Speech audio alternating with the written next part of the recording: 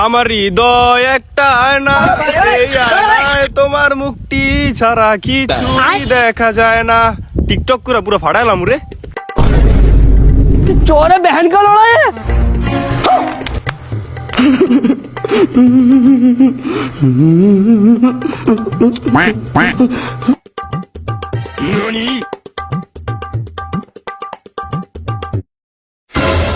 ভাই আমি আপনার ফোন নিয়ে দৌড় দিলাম, আপনি আমার পিছে দৌড় দিলেন না কেন? এমনি ভাই, প্যারা লই না, লইছেন কি গো?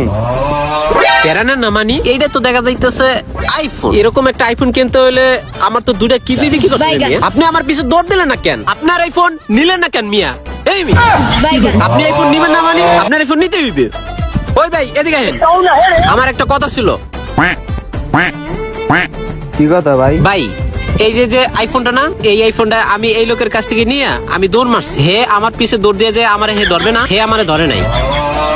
মিয়া ভুল তো আপনারই হয়েছে। এত দামি একটা মহিলা দৌড় দিল, আপনি পিস পিস দৌড় দিলেন না কেন?